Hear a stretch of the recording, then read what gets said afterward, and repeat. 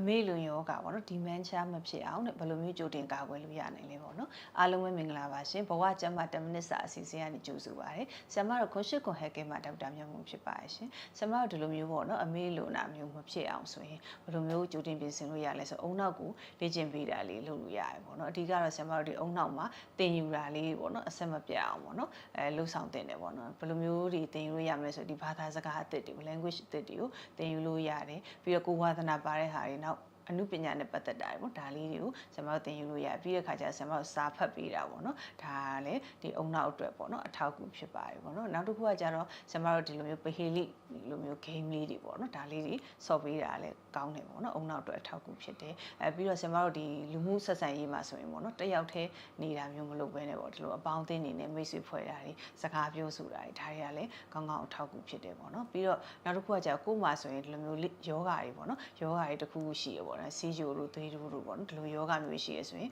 ကျွန်တော်တို့ပုံမှန်အထဲမှာရောက်နေအောင်ပေါ့နော်ထိန်းချုပ်ထားဖို့ဒီတေချာကုသမှုခံယူဖို့အရေးကြီးတယ်ပေါ့နော်ပြီးတဲ့ခါကျတော့ကိုယ်လက်လှူရှားမှုကြီးလဲကျွန်တော်တို့ပုံမှန်လေးပေါ့နော်ဒီတစ်နေ့ကိုအနည်းဆုံးတော့နိုင်ဝက်လောက်ပေါ့နော်လေ့ကျင့်ခန်းလေးပုံမှန်လုပ်ပြီးဖို့အရေးကြီးရကိုကအဲ့လိုမျိုးဆေးလေးတောက်တာတော့ရက်တောက်တာတော့ရှိရဆိုဒါဟိုပေါ့နော်အချိန်မီဖြတ်နိုင်ဖို့ကလည်းအရေးကြီးတယ်ပြီးတော့စားတဲ့အစားတောက်တွေဆိုရင်တကြားများတာတို့ပြေဝစီများတာတို့ပေါ့နော် process food တွေပေါ့နော်အသင့်စားအစားတောက်တွေဒါတွေကိုရှောင်ပြီးတော့ပေါ့နော်ကျွန်တော်ကျမ်းမာရေးလေးညညွတ်တဲ့ဟင်းသီးဟင်းရွက်အသီးနှံလေးတွေများများစားမယ်အစီအစံလေးတွေများများစားမယ်ပြီးတဲ့ခါကျတော့ဒီလိုမျိုးပေါ့နော်ဒီမပြေဝစီပါဝင်တဲ့အစားအသောက်တွေပေါ့နော်ပြီးတော့ဒီငါးတို့လိုမျိုးပေါ့နော်ဒီလိုအစားအသောက်တွေကိုများများစားသုံးပြီးတယ်ပေါ့နော်ဒါစီရဆရာမတို့ဒီအုံနောက်ကျမ်းမာရေးအတွက်ပေါ့နော်အထောက်အကူပြုတဲ့ရာကြီးဖြစ်ပါတယ်ရှင်အားလုံးပဲကျမ်းမာဒုက္ခနဲ့ပြည့်စုံကြပါစေ